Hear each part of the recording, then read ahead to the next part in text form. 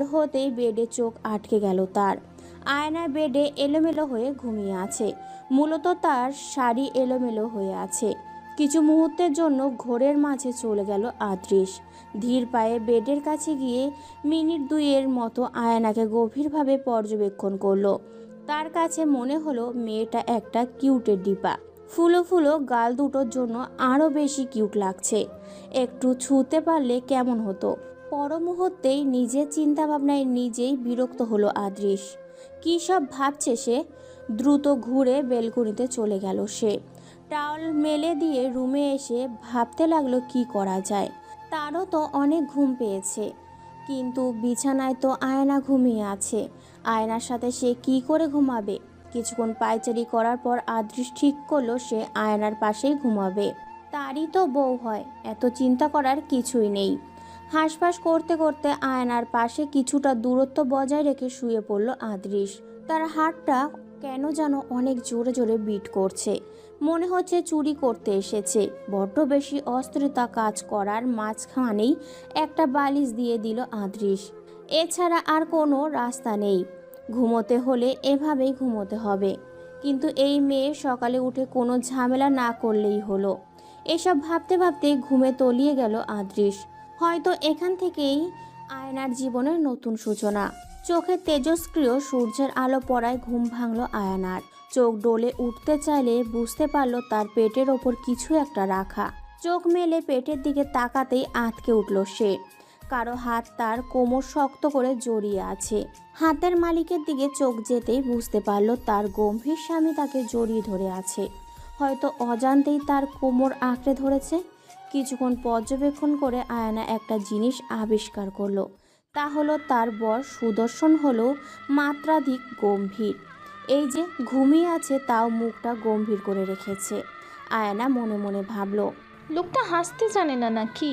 ঘুমের মধ্যেও মুখটা এমন গম্ভীর করে রেখেছে, যেন কোনো ঘুমিয়ে ঘুমিয়েও সিরিয়াস কাজ করছে কিছু। নিজের আবোল তাবোল পর্যবেক্ষণ শেষে আয়না মনে হলো এবার তার ওঠা উচিত। অনেক দেরি হয়ে গেছে হয়তো। সময় দেখার জন্য মাথা এদিক ওদিক ঘোরালো আয়না। বেডের ডান দিকে কাঙ্ক্ষিত বস্তু ঘড়ি পেয়ে তাতে সময় দেখে নিল সে। 8টা 10 বেজে গেছে, তার মানে অনেক দেরি হয়ে গেছে। ওঠার জন্য উসখুস করতে লাগলো সে। কিন্তু উঠবে তো উঠবে কিভাবে। সেই শক্ত করে ধরে রেখেছে দেখে ফাঁস করে শ্বাস ছাড়ল সে। অনেক সাবধানতার সাথে তাকে উঠতে হবে, না হলে লোকটা জেগে যাবে। আর লোকটা জেগে গেলে তাকে লজ্জায় পড়তে হবে। আয়না চোরের মতো আদৃশের দিকে চোখ রেখে ধীরে ধীরে হাত ওঠাতে লাগলো। কিন্তু যেই ভয় মনে ছিল তাই সত্যি হলো। আদৃশের ঘুম ভেঙে গেল আয়নার নড়াচড়া করায়। হাতে নরম কিছু স্পর্শ উপলব্ধি করায় ঘুমের ব্যাঘাত ঘটল আদৃশের। পিটপিট করে চোখ খুলে পাশে তাকাতেই দেখলো আয়না গোল গোল চোখ করে তার দিকে তাকিয়ে আছে। আয়না আগের থেকেই তাকিয়েছিল আর আদৃশের তাকানোতে দুজনের দৃষ্টি মিলিত ঘটল। হঠাৎ করে আদৃশের তাকানোতে ভড়কে গেল সে।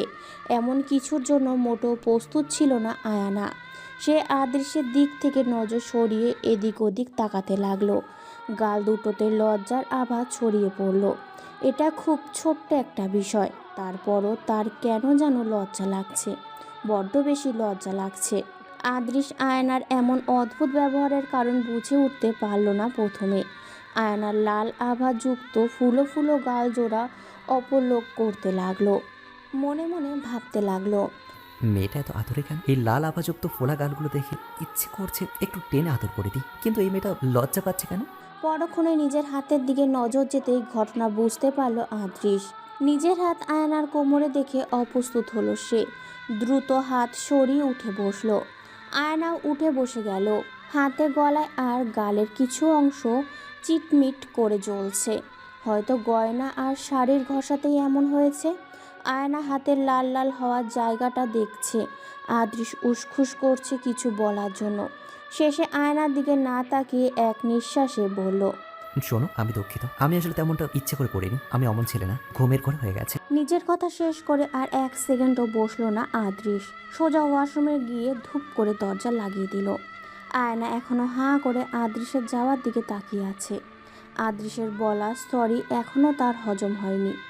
আদ্রিস যে সরি বলবে চিন্তার বাইরে ছিল তার। অন্যদিকে আদ্রিস ওয়াশরুমের দরজা লক করে বেসিনের সামনে গিয়ে দাঁড়ালো। মুখে পানি ছিটা দিয়ে আয়নায় নিজের প্রতিবিম্বর দিকে তাকিয়ে রইল। নিজের মাঝেই পরিবর্তনগুলো দেখার চেষ্টা করতে লাগলো। নিজেকে বলতে লাগলো, এসব কি হচ্ছে আমার সাথে? ওই মেয়ের কাছাকাছি থাকলে আমার হার্ট এত জোর লাফাচ্ছে কেন? যেই আমি কখনো কারোর সামনে নিজের অনুভূতি প্রকাশ করি না, সেই আমার সবকিছু ওই মেয়ের সামনে থাকলে এলোমেলো হয়ে যাচ্ছে কেন? ওয়াই? এক রাতে আমার মাঝে এই পরিবর্তন কোথা থেকে আসলো?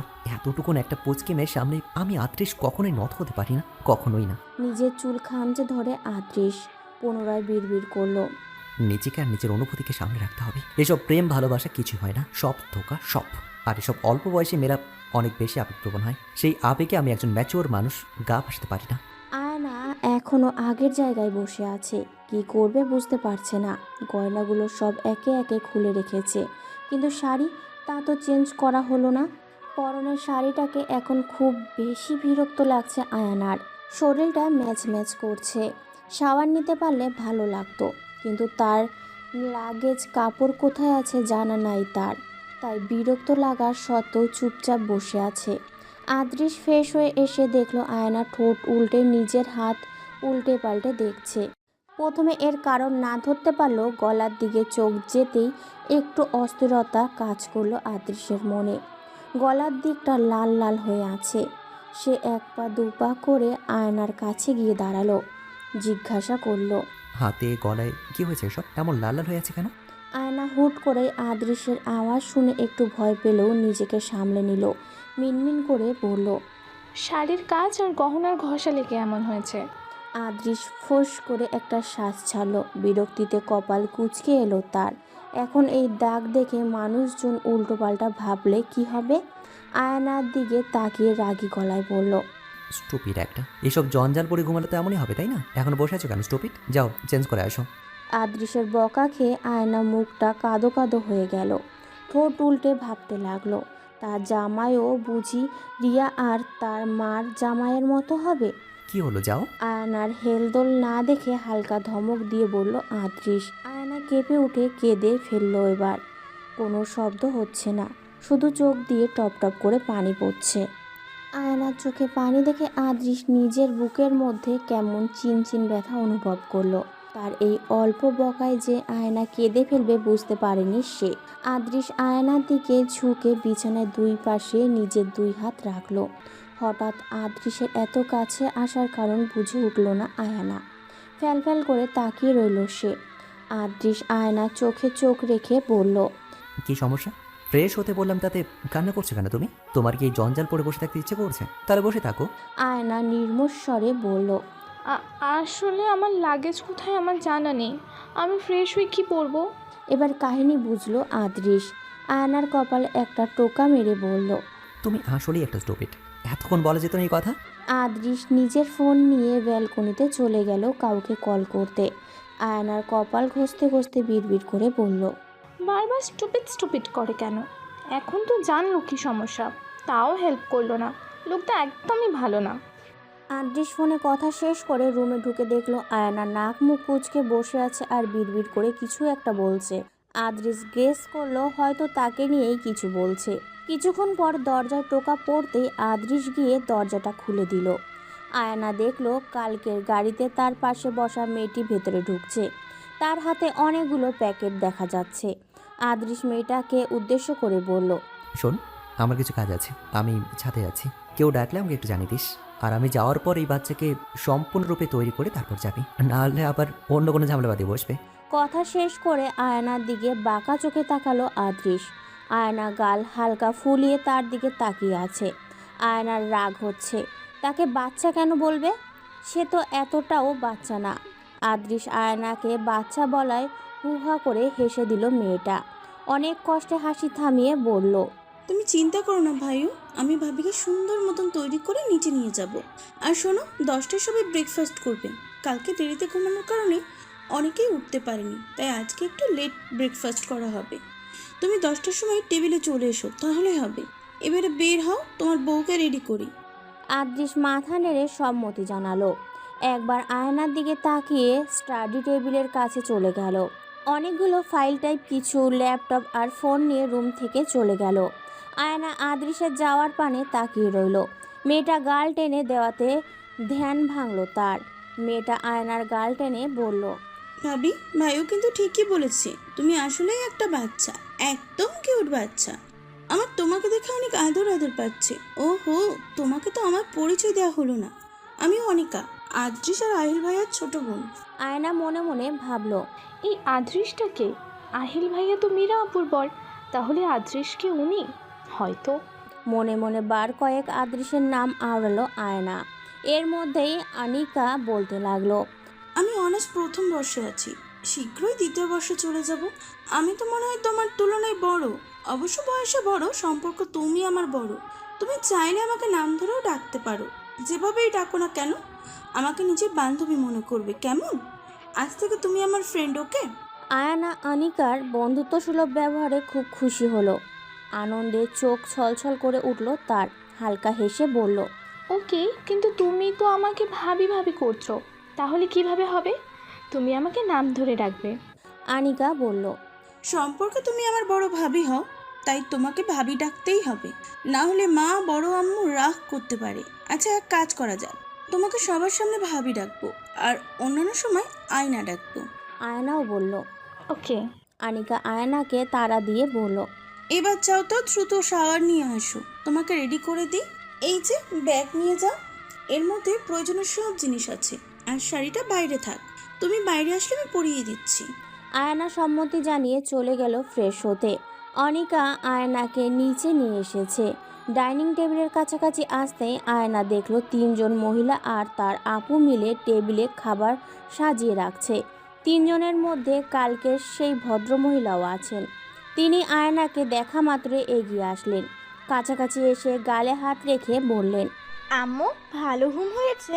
কোনো সমস্যা হয়নি তো? এত আদরে গলায় জিজ্ঞাসা করার চোখ ভরে উঠল আয়ানার। কতগুলো দিন পর কেউ এভাবে তার খোঁজ নিল। তার মাও তো তাকে অনেক ভালোবাসে, কিন্তু সৎ বাবার কারণে তার ধারে ঘেঁষতে পারতো না। আয়না মাথা নাড়িয়ে হ্যাঁ বোঝালো, কিন্তু আয়নার চোখের পানি দেখে অস্থির হয়ে গেল মহিলাটি। অস্থির কণ্ঠে জিজ্ঞাসা করলো, কি হয়েছে আম্মু, তোমার চোখে পানি কেন? কেউ কিছু বলেছে তোমাকে, নাকি আদ্রিস কিছু বলেছে? বলো আমাকে।